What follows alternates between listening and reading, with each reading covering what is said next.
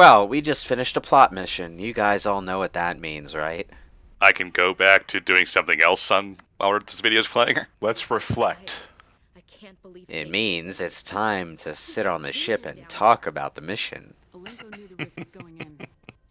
do you think about that? Some shit, right? Commander, we were there. Were we? I think we should talk about that. Oh, fuck.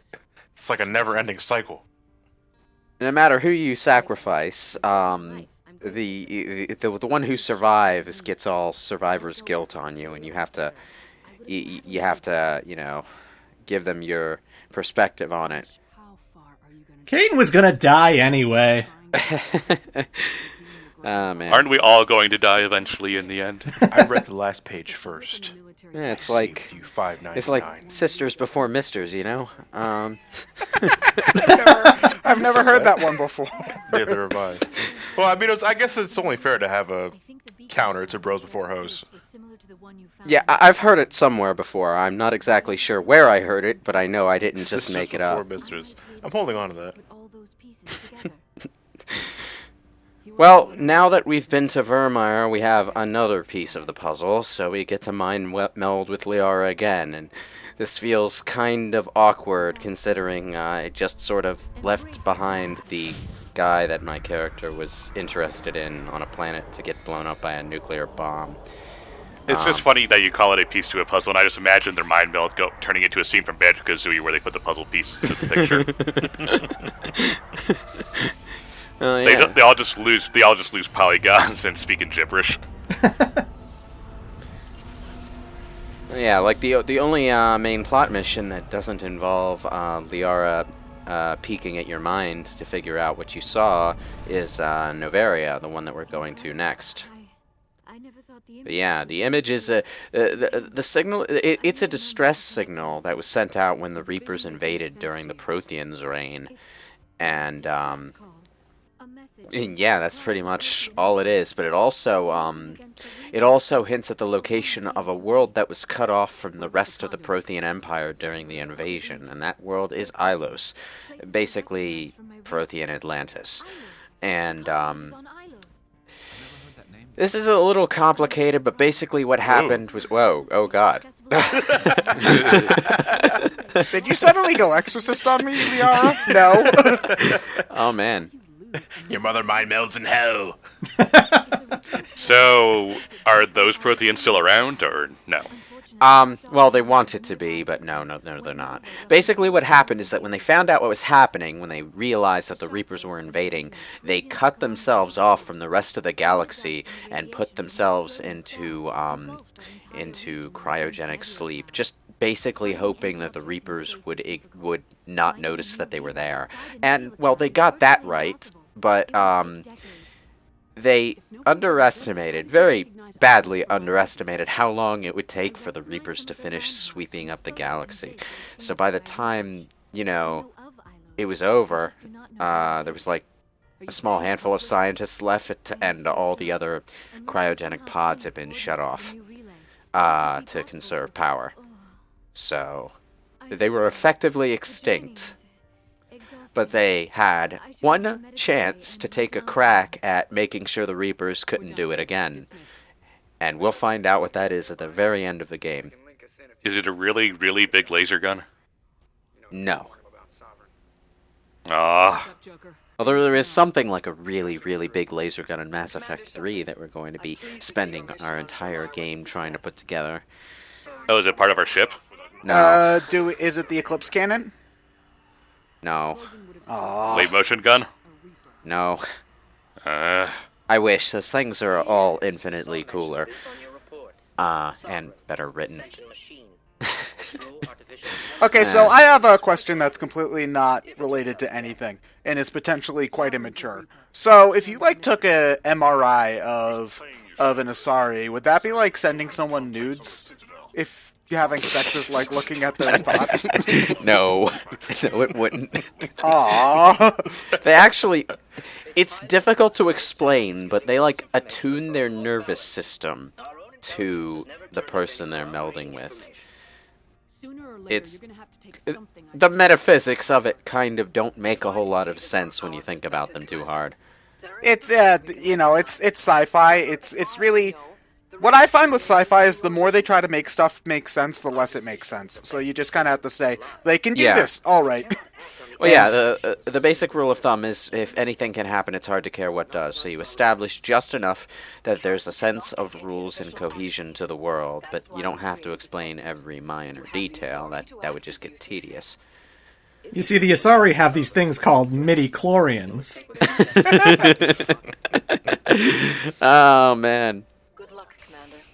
The Asari are unique in one other sense, though. They are like they're the only race that is pretty much always biotic. Like every Asari has biotic powers. They all have element 0 all throughout their nervous system. It's just part of their unique physiology now. And I'm not I don't remember if it's ever explained why that is in their case. But there is a history between the Asari and the Protheans that might have something to do with it. But that's So they're getting all way they're all ahead. born with it? Because I Yeah. thought that okay. Yeah, they are. I think it plays into how they're able to meld with each other mentally, because that itself takes mental control, and that's just a natural thing for the Asari. Okay, and so I know that humans can undergo a test to become one. Can humans be born, or other species for that matter, be born biotic, In or pretty is much it... every other species, it's a matter of element 0 exposure while you're in the uterus. Oh, okay, cosmic rays, got it. Well, we went over this way earlier in the playthrough, how there was an explosion of element 0 upwind of an occupied And thus, the town. Powerpuff Girls were born. Yeah, well, it causes a high cancer rate, at least as far as humans go. I think. Oh, so it's that Force Sister they tried to make. Yeah, I think Krogan tends to be biotics pretty often, but that might have something to do with the fact that Krogan are just, very naturally resilient to any form of harm, so they might be less prone to the cancer reaction. In fact, that's probably the explanation for that. But the other species, Turians, Solarians, all of them, they don't seem to have a very high rate of biotics to normal people. Yeah, and this is the conversation where well, the two of you start to hit it off. I'm trying to stay... Are you noticing that this is like the one conversation where I'm starting to pick like really, really, really neutral answers? Yeah, like I don't know how how much she's paying attention, because especially considering your playthrough where the person your character was seeing just died, is she trying to go in for the rebound there or something, or... No. I'm not she's interested not. in what you Earthlings call basketball. Not that rebound, you idiot.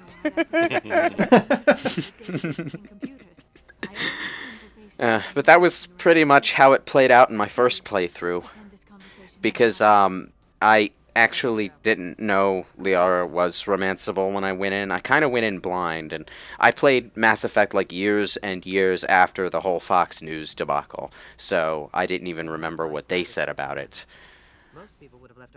Well, you probably just would have remembered, oh, there's a sex scene, but probably not who you could. Well, sex yeah, up I or kind of something. figured that at that point in the game I'd blown up my chance for that. So Blown up. Anyway, yeah, for some absurd reason you can actually shop with the guy who was the shopkeeper at the Solarian camp while he's on your ship. I don't really understand that. Don't you have your normal shop in the ship that you could use instead? Yeah, he's right behind me right now. The two shops do have different things, though, so... The grim reality that every soldier must accept. Rest assured, Commander, my men and I will not forget. Yeah, these guys will only be here, I think, if you go to the AA tower to rescue whoever it was that you sent with Kirahi. I like the way that they set up the whole Kaiden and Ashley choice, though, because it's not just a choice between Kaiden and Ashley, it's a choice between whatever it is they're doing at the time. So you have, your preference of character to choose between, but you also have your priorities as a soldier. You can say you're going to be that commander who gets everyone out alive, or you can say, okay, it's more important to protect that bomb. Aren't they also the first two you really had in your party, aside from Green Biker Dude? Yeah, they are. So they've been with you the longest, too. So this is why in future playthroughs, once you already know, you put the person that you don't want to save on the thing that you don't want to do, so that you have no emotional issues whatsoever. Yeah.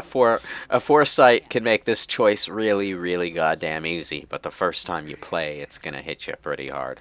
You want to know actually what that reminds me of? Bravely Second. If you guys have played that game, there's these side quests where you have to pick between two. You'll find characters from the first game, and one wants to do one thing, the other wants to do another thing, and you have to pick between the two of them. And the one that you don't pick, you fight them in a boss fight. So I want to go bowling. I want to go see a movie. Well, it's more like, do you use this magic water gem to help the people in the desert, or do you use it in an experimental science thing? For science! Here's the problem. Because this is Bravely Default and there's multi-dimensional shenanigans going on, the first playthrough you do, you're probably going to pick the choices that you would morally agree with. If you want to get all of the job classes later on in the game, once you get to your final dimensional stuff, in order to get the other classes, you have to pick the choices that you disagreed with. So in my final world in my playthrough, all of the stuff that I didn't want to have happen happened so that I could get all the job classes I wanted. And I was really... That sounds remarkably like 100% intent to. Yeah, it's really annoying. So next time I play the game, the first time I go through all these things, I'm going to disagree with what I want, so that when I get to the world that I'm actually saving at the end, I have all the side quests picked with the moral choice that I would personally agree with. So it kind of reminds me of that in a way. Did you remember to get the Chrono Doll? Now let's go to the world where I decided to get my eggs sunny side up instead of scrambled. Okay. This conversation with Garrus is actually somewhat important. This Dr. Salion he's talking about. Every character in the game except for the two humans has their own little side quest that you can get through conversations. We've already done Rex's, and this is a lead-in to the one Garrus has. Eventually, you talk to him, and he'll tell you where Dr. Salion was last found, and you can go find him if you want. It's a very short quest. Also, I like this thing about illegal trafficking of Krogan testicles. Someone's going balls to the walls nuts on the Krogan testicle market. It's like, okay, the whole Krogan genophage thing was horrible and immoral, but apparently it also spawned this black market for Krogan testicle transplants. Because people are scamming Krogans into thinking that might cure them. It's just a really darkly hilarious side effect. Guess they really couldn't grow a pair. Yeah, so when you tell a Krogan to get some balls, they mean it literally. Okay. It's also the earliest conversation, I think, where you find out that a Krogan has 4 testicles, but he doesn't actually say it. He gives you the price for one, and then multiplies it by 4 for a full set, and the first time you hear that, you're probably like, wait, that's not right. Oh, man. But yeah, this guy is an organ harvester, and basically what Dr. Salion would do is that he would hire on these people, like illegals on the Citadel and stuff, who were really hurting for money. He would operate on them, and he would clone extra organs inside their bodies, and then harvest them. I would say think about that for a second, but I think it might just make you throw up, so don't do that. It's a little fucked up, honestly. And by More little, than a I mean a little lot. fucked up, Yeah. Yeah, so so basically Garrus wanted to take this guy down, but he took hostages and grabbed an escape ship off the Citadel, and he wanted to shoot him down before he could get away, since if they let him get away, the hostages were probably dead anyway. But the higher ups wouldn't let him do it.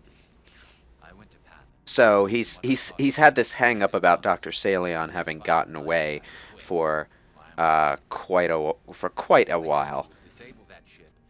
So we have an opportunity to help him get through it.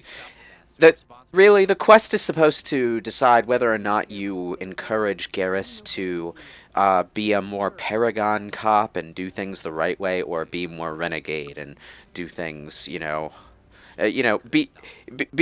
that hard edge cop who doesn't take crap from anybody. That sort of thing. Be Batman, Garrus. Be Batman. The thing is, he becomes Batman no matter what.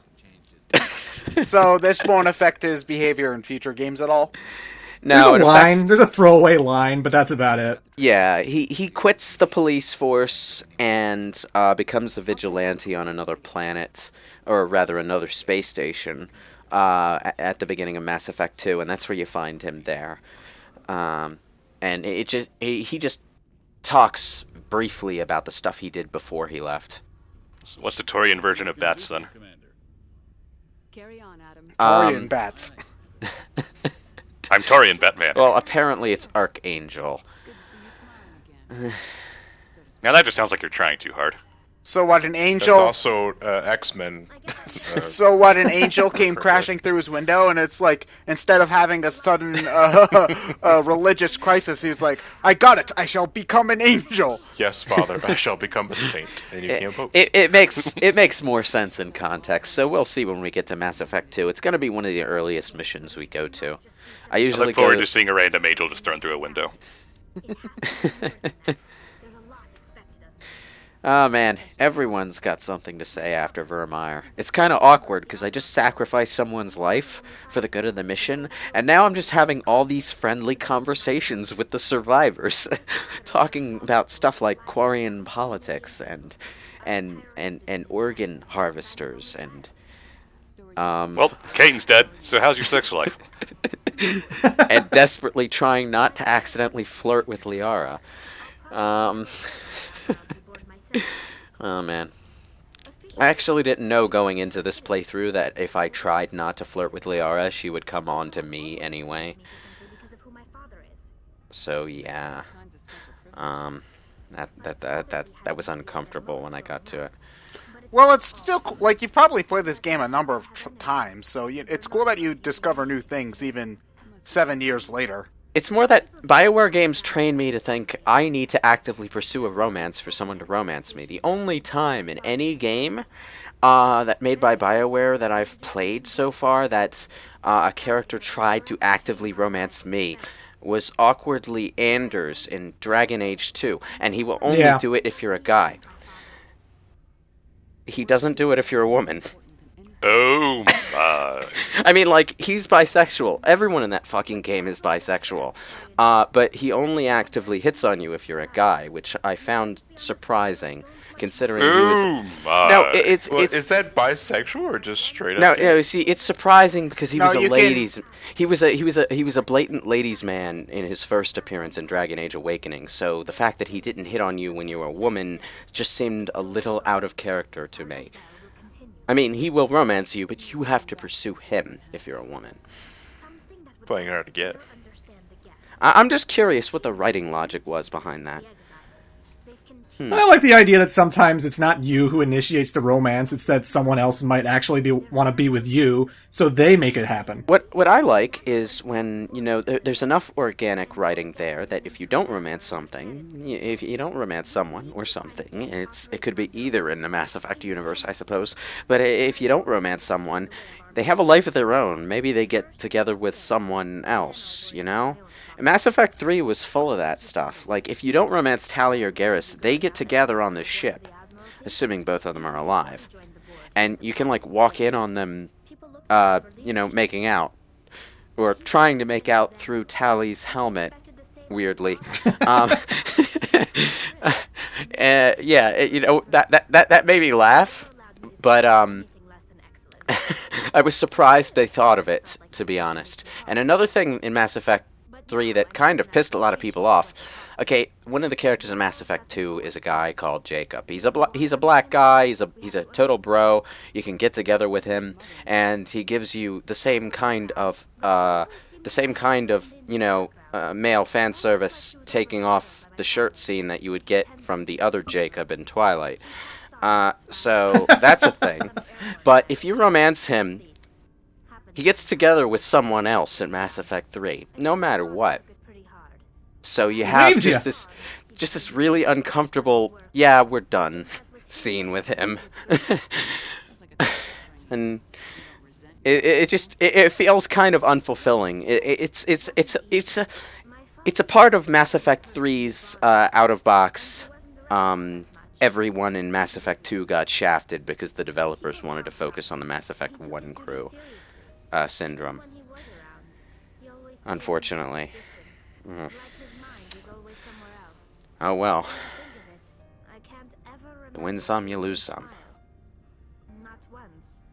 The song that's playing right now it only plays after Caden or Ashley has died, and it plays pretty much until you select a mission, so...